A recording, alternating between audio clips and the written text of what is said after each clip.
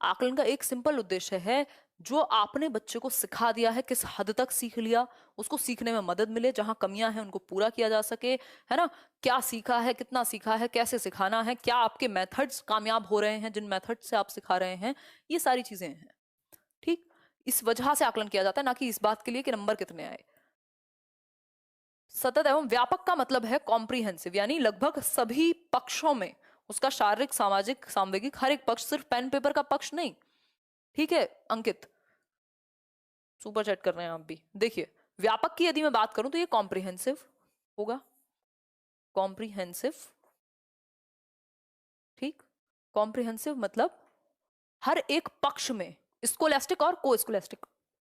स्कोलैस्टिक क्या होता है? शैक्षिक व सह शैक्षिक। शैक्षिक होता है पेन पेपर से संबंधित, और सह शैक्षिक होता है आपके बाकी सारे पक्ष, खेलना कूदना, दौड़ना भागना, जितनी भी चीजें हैं। तो हर एक पक्ष में आप बच्चे का आकलन करते हैं, सिंपल बात है। मूल्यांकन एक बड़ा शब्द है जिसमें आकलन, मापन ये सब आ जाते हैं।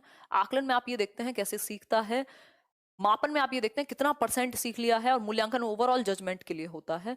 ठीक है बात। फीडबैक के लिए भी आप, या इंप्रूवमेंट के लिए भी आप ये सारी चीजें करते हैं।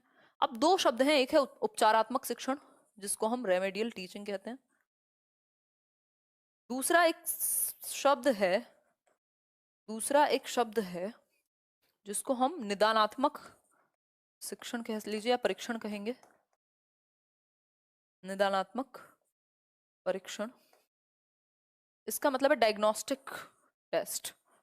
डायग्नोस्टिक का मतलब ही है जैसे डॉक्टर आपकी किसी भी बीमारी को डायग्नोज करता है खुद से लक्षण देख करके, या फिर आपका पैथोलॉजी लैब में भेज के आपका टेस्ट करा करके, उसी तरीके से यहाँ पे भी शिक्षक का भी काम यही है कि बच्चे को कुछ टेस्ट देके या जैसे भी पॉसिबल हो पता लगाया जाए, निदान किया जाए कि उसको प्रॉब्लम है कहाँ, सीखने में कमी कहाँ रह गई है, गैप कहाँ रह गया है। ये बहुत ही कीवर्ड है कि गैप कहाँ है सीखने में, ये आप पता लगा सकें, डायग्नोज कर सकें। उसके बाद हमेशा आप रेमेडियल टीचिंग यानी उपचारात्मक शिक्षण देते हैं, या तो दोबारा से पढ़ाएंगे या नए तरीके से पढ़ाएंगे, जहां उसमें कमी रह गई उसको पूरा करेंगे, फुलफिल करेंगे गैप को।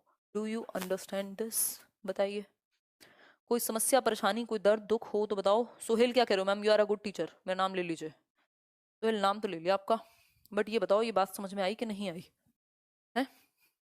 रिचा, अमित, जल्दी बताओ, बहुत तेजी से बताओ। सब समझ में आ गया, चलो। तो हमेशा याद रखना, पहले डायग्नोस्टिक यानी निदानात्मक परीक्षण होगा, फिर उपचार दिया जाएगा। ठीक। उपलब्धि परीक्षा, इस पे बड़े कंफ्यूज रहते हैं कई लोग। उपलब्धि परीक्षण या उपलब्धि परीक्षा का मतलब है अचीवमेंट टेस्ट। अचीवमेंट टेस्ट, ये चीजें इंग्लिश में भी एज इट इज ही रहेंगी जब हम इंग्लिश पेडागोजी करेंगे। अचीवमेंट टेस्ट, कुछ चीजें बिल्कुल कॉमन है। अचीवमेंट टेस्ट का मतलब क्या है? Yes we understand, Usha Usha जी कह रही हैं। देखिए, अचीवमेंट टेस्ट का मतलब है आप ये देख रहे हैं, एक परीक्षा ले रहे हैं, आपने साल भर पढ़ा दिया बच्चे को, अब आप जानना चाहते हैं कि उसने किस हद तक सीख लिया है, कैसा सीखा है, शिक्षण कार्यक्रम जो आपकी टीचिंग लर्निंग का पूरा प्रोसेस था वो किस हद तक सफल हो पाया है ना। ये बातें आप, ये चीजें क्लैरिफाई करना चाहते हैं, इसलिए आप एक उद्देश्य उपलब्धि परीक्षण बनाते हैं, एक अचीवमेंट टेस्ट बनाते हैं, जिससे पता कर सकें कि बच्चे ने कितना सीख लिया है, कैसे सीखता है, अगर कहीं कमी है तो उसको कैसे ठीक कराएं। ठीक है रवि सोनी। फिर है भाषा कौशलों को कहाँ तक सीख पाया और उनके आधार पर भाषा का प्रयोग किस हद तक उपयुक्त ढंग से कर पाया है आदि। मतलब जो कौशल, जो स्किल्स, सुनना, बोलना, पढ़ना, लिखना उसको सिखाए गए थे, उनके आधार पे वो लैंग्वेज को यूज कर भी पा रहा है कि नहीं, जो सिखाया गया वो कितना इफेक्टिव था, कहां तक वो पहुंचा है, कैसे उसको ठीक करना है, ये बातें अचीवमेंट परीक्षण में यानी अचीवमेंट टेस्ट, उपलब्धि परीक्षण में आती हैं। अब तो नाम ले लीजिए, मुबारक अली कह रहे हैं। मुबारक हो, मुबारक अली आपका नाम ले लिया है। दक्षता परीक्षा देख लीजिए। दक्षता परीक्षा है आप कितने प्रवीण हो गए किसी चीज में, है ना। मतलब कितने पारंगत, कितने आप परिपक्व, कितने आप मास्टर कर लिया आपने किन स्किल्स को। वहां तो बात ये थी कि कैसे सीखा है, कितना सिखाया है, उसको कितना अचीव किया है। यहाँ बात ये है क्या आप दक्ष हो गए किसी चीज में या नहीं, आप परिपक्व हो गए कि नहीं, आप मास्टर कर लिया आपने स्किल्स या नहीं कर लिया। यहाँ बात मास्टरी की है कि किस हद तक मास्टरी हुई है। तो ये हल्का सा ही अलग है उससे।